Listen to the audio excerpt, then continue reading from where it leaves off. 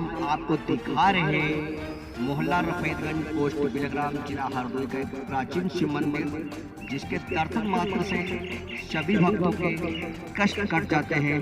तो आप बने रहे हमारे साथ, देखते रहे DD today news channel, like करें और सब्सक्राइब करें। तो चलते हैं प्राचीन शिव मंदिर की। तो आज हम आपको सब दिखाते हैं कि प्राचीन शिव मंदिर। हमारे साथ कैमरामैन से हम अनुरोध करेंगे कि हमारी बारी कवरेज करते चलें। और ये शिवाला मोहल्ला रफीदगंज का प्राचीन मंदिर है और ये खूबसूरती आपको भी दिखाते चल रहे हैं। देखिए कितनी बड़ी खूबसूरती हरियाली भी है, साथ साथ इधर दिखाएं। हमारा कहने का मतलब ये है कि हमारे मोहल्ले का एक प्राचीन शिव मंदिर है और यहाँ पे मान्यता है कि जो भी सारी मुसीबत से आता है और सच्चे मन से ईश्वर के सामने आता है तो उसकी सारी मनोकामनाएं पूर्ण करते हुए भोलेनाथ जी का बहुत प्राचीन मंदिर है। हम आपको और भी जानकारी देंगे धीरे धीरे। साथ हमारे साथ बने रहे। ये यहाँ की सुंदरता की फुलवारी की क्यारी बनाई गई है, बड़ी खूबसूरत है। आप देख सकते हैं वीडियो के माध्यम से कितनी खूबसूरत क्यारी, बहुत शायद लोगों ने आज तक की हो। आपको लिए चलते मंदिर के मेन गेट पे और हम इसके अंदर की भी भव्यता को दिखवाने की कोशिश करेंगे। तो ये मंदिर का मेन गेट है, यहाँ से ही भक्त लोग आते हैं। और चर्चा हम कर रहे हैं कि आज संडे है, सोमवार को यहाँ पे कवरेज नहीं हो सकती थी क्योंकि ज़्यादा भीड़ रहती है, लोग लेडीज और जेंट्स की भारी भीड़ रहती है, इसलिए हम आपको आज के संडे के दिन कवरेज कर रहे हैं। मंदिर के अंदर प्रवेश करते हैं अपने कैमरामैन के साथ। आपको कैमरामैन से अनुरोध करेंगे मंदिर का मेन गेट दिखाएं लोगों को, इस पर बहुत विस्तार चर्चा करेंगे। ये मंदिर का मेन गेट है, इसके बाद हम कैमरामैन से ये भी कहेंगे कि इधर की हरियाली को भी दिखाया जाए, क्योंकि मंदिर की और सुंदरता भव्यता हरियाली से ही आती है। तो हमारे साथ जो कैमरामैन कृष्ण वीडियो है वो आपको वीडियो के माध्यम से हर चीज दिखाने की कोशिश करेंगे। तो अब हम इस मंदिर की चर्चा करते हैं। लोग कहते हैं, लोग हमारे बहुत बड़े बताया है कि जब एक शासक आया था औरंगजेब, जो बाबा सुना सिंह मंदिर के मन्नामा में है, वहाँ पे आक्रमण किया था सोना निकालने के लिए, ले जाने के लिए। उसमें कुछ अरवाई इस मंदिर पर भी हमला किया था। तो हम इन सीढ़ियों के माध्यम से आपको दिखाते हैं इस मंदिर की प्राचीन वो शिवलिंग, जिसके दर्शन करने से मात्र सारे लोगों के कष्ट दूर हो जाते हैं। और इस पर विस्तार चर्चा करेंगे कि मंदिर पहले कैसे था और आज इस भव्यता को किन लोगों के माध्यम से इसको सजाया गया है। तो अंदर जाने से पहले हम बाहर का ही पूरा विजय कर ले।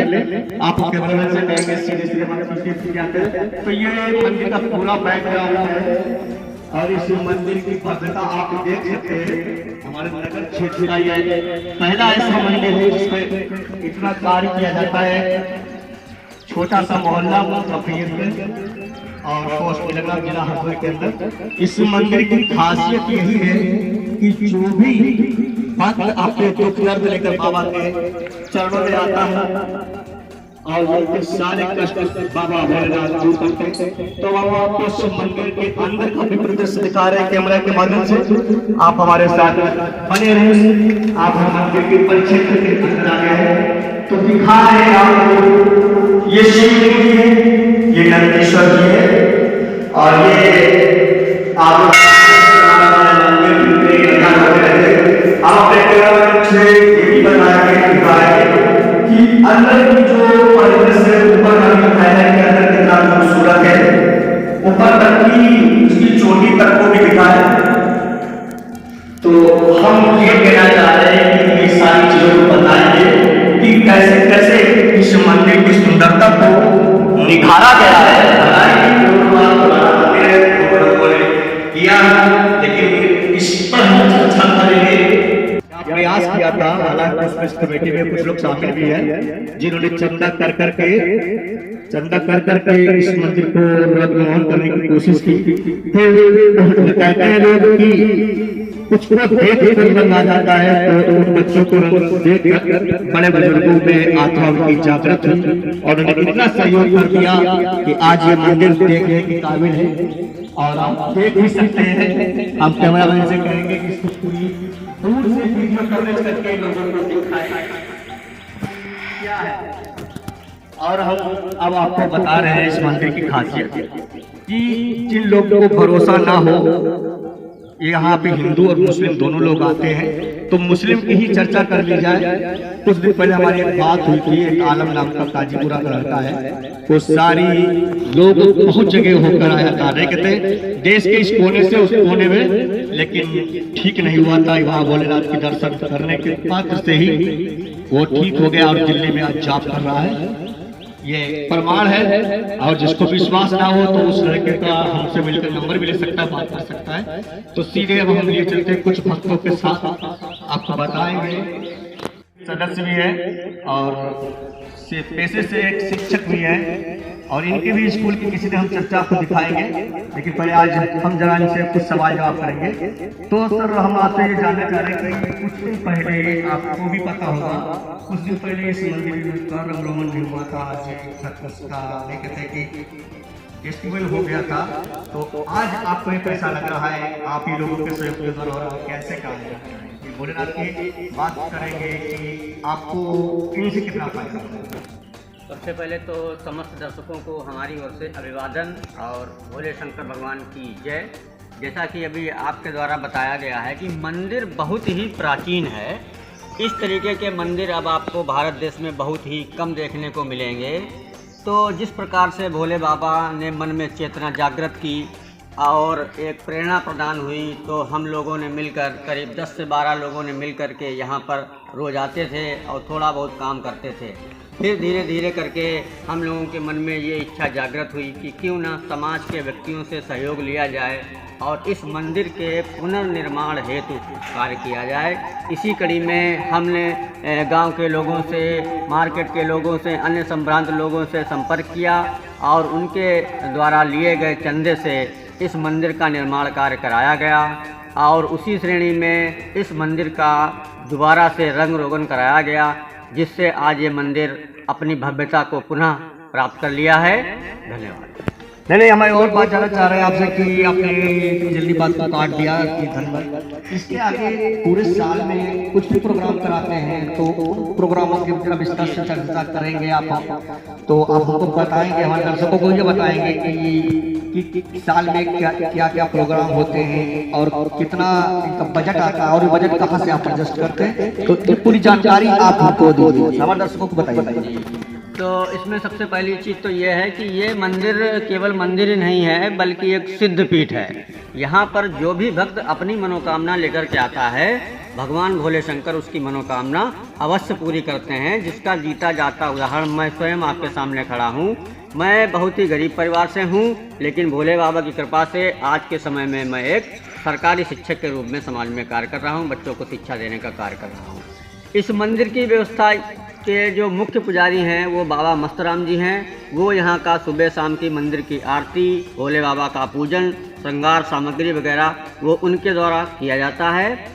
और आयोजन, वार्षिक आयोजन यहाँ पर होता है। दीपावली के बाद में श्रीमद् भागवत कथा का 9 दिवसीय आयोजन हर वर्ष किया जाता है, जिसमें दूर दूर से विद्वान वक्ताओं को बुलाया जाता है। उनके माध्यम से यहाँ पर क्षेत्र के सभी गांवों से लगभग लोगों की हजारों की संख्या में भीड़ इकट्ठा होती है, और उस भीड़ में उनको जो ज्ञान का सागर बहाया जाता है, जिससे वो लोग लाभ प्राप्त करते हैं और पुण्य का लाभ प्राप्त करते हैं।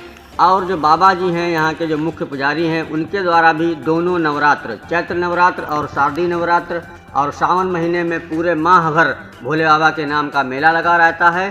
तो अंत में इसी प्रकार से वो 3-4 विशेष रूप से भंडारे का आयोजन किया करते हैं, जिसमें आसपास के लोग क्षेत्र में सहयोग भी करते हैं और आकर के प्रसाद भी ग्रहण करते हैं। इसके लिए धनराशि की व्यवस्था हम लोग कुछ सहयोग अपने पास से मिलाते हैं, से सहयोग के रूप में हम समाज के व्यक्तियों से चंदे के रूप में प्राप्त करके इस प्रकार के कार्यक्रमों का आयोजन कराते रहते हैं नित्य प्रति। तो ये तो आपने बताया कि क्या कहते हैं, लेकिन आप थोड़ी एक और विशेष जानकारी जानेंगे कि इस बार लॉकडाउन हुआ है उसके बाद से प्रोग्राम नहीं हो पाया है शायद, तो उसके उपरांत कुछ प्रोग्राम आपने सोचा है या उसके वजह कोई प्रोग्राम कराया है? तो हम एक दिन आए थे यहाँ पर देख रहे थे भोजन भंडारे का प्रोग्राम चल रहा था, तो विशेष जानकारी नहीं हो पाई, लेकिन इसकी भी जानकारी हम आपसे जानना चाहेंगे। आप प्लीज हमारे दर्शकों को बताइए, सारी जानकारी दीजिए। कोविड-19 के कारण जो संपूर्ण लॉकडाउन हुआ था, उस कारण से इस वर्ष 2020 की जो भागवत का कार्यक्रम था वो नहीं हो पाया था, लेकिन उस कार्यक्रम का स्थगन के बदले में जो काम कराया गया है वो मंदिर का पूरी तरीके से रंग रोगन कराया गया है, अच्छी तरीके से पूरी तरीके से पेंटिंग का कार्य कराया गया है, और पूजन के लिए बहुत ज़्यादा भीड़ इकट्ठा नहीं करनी थी, तो एक संक्षिप्त कार्यक्रम में भगवान भोले शंकर का कमेटी के द्वारा रुद्राभिषेक का कार्यक्रम कराया जा चुका है, जिसका परिणाम हम लोगों के सामने है। बस यही जानना चाहते थे। और अब आगे के कुछ प्रोग्राम बनाए हैं, और आपने अभी हम आए थे तो देख रहे थे कि आपकी कमेटी की बैठक भी चल रही थी, तो हम ये जानना चाहेंगे आगे का क्या प्रोसीजर है, आगे क्या प्रोग्राम सोचे हैं, उसकी जानकारी देंगे। तो जो दर्शक हमारे मोहल्ले के हमारे क्षेत्र में देख रहे हैं तो शायद आगे प्रोग्राम में आपके शामिल हो सके, तो थोड़ी सी जानकारी देने की कृपा करें। मैं अपने दर्शकों को ये बताना चाहूँगा कि इस बार लॉकडाउन की वजह से श्रीमद् भागवत कथा का कार्यक्रम नहीं हो पाया था, लेकिन अगले वर्ष 2021 में दीपावली के बाद निर्धारित जो तिथि है उस तिथि पर श्रीमद् भागवत कथा का भव्य आयोजन होगा, जिसकी योजना बनाने के लिए हमारी कमेटी की आज बैठक भी हुई थी, और जिसकी शुरुआत विशेष प्रकार से कलश यात्रा के माध्यम से शुरू की जाएगी। हम यहाँ पे आपको फिर एक बार रोकेंगे और ये जानना चाह रहे हैं कि देश में एक बार फिर लॉकडाउन की स्थिति शायद बन रही है, उस पर विचार आपने किया है या ऐसे ही प्रोग्राम बनाने की कोशिश कर रहे हैं? लॉकडाउन का पूरा ध्यान रखा जाएगा। जो हमारी सरकार है, सरकार के द्वारा जो जारी गाइडलाइंस होंगी उसके अनुपालन के अनुसार ही हमको कार्य करना है। कोई भी ऐसा कार्य नहीं करना है जिससे समाज को किसी तरीके की परेशानी हो अथवा हमें ऐसा महसूस हो कि हम प्रशासन का सहयोग नहीं कर रहे हैं। अगर ऐसी कोई गाइडलाइन जारी होती है तो उसका हम पूरी तरीके से अध्ययन करेंगे। बहुत बहुत धन्यवाद सुधीर गुरु जी। और हम अपने कैमरामैन से कहेंगे कि अभी कुछ चीजें बाकी है, जैसे क्या हवन कुंड भी दिखाना बाकी दर्शकों को, और हवन कुंड दिखाना बाकी है, और एक रसोई भी बाकी है दिखाने को कि यहाँ की जो रसोई है और उसकी भी बात। तो हम आपको सीधे लिए चलते हैं हवन कुंड को दिखा रहे हैं कैमरामैन से। तो ये यहाँ का हवन कुंड है, बार-बार हवन होते रहते हैं क्योंकि लोग कहते हैं कि पूजा और मंदिर की शक्ति जो है वो हवन से ही उत्पत्ति होती है। देवताओं का भोग लगता है वो हवन के धुएं से भोग ग्रहण करते हैं, जहाँ तक हमको जानकारी है। तो हम आपको इस मंदिर की रसोई को भी दिखाते हैं और उन महंत से भी मिलवाते हैं जिनकी तपस्या से ये पूरा कार्यक्रम चलता है। तो आप हमारे साथ संतोष के साथ हम सीधे लिए चलते हैं इस मंदिर की रसोई को। तो कैमरामैन से करें सीधे रसोई तक आए और जो चीजें छूट नहीं है, देखिए खूबसूरती आप बाहर से मंदिर को जरा ऊंचाई तक दिखाएंगे लोगों को खूबसूरती कि हमारे मंदिर में कितनी खूबसूरती लोगों के द्वारा कमेटी के सदस्यों और ग्रामवासियों के सहयोग से की गई है। तो सीधे अब हम आपको रसोई को भी दिखाते थे, इस मंदिर के महंत से भी मिलवाएंगे और उनसे भी कुछ चर्चा करेंगे। तो आप बस समय को लगाते हुए सीधे हम आपको लिए चलते हैं कुटिया में। आप बता रहे हैं हम सीधे आपको हवन कुटिया में लिए चल रहे हैं। तो ये हवन कुटिया कहते हैं।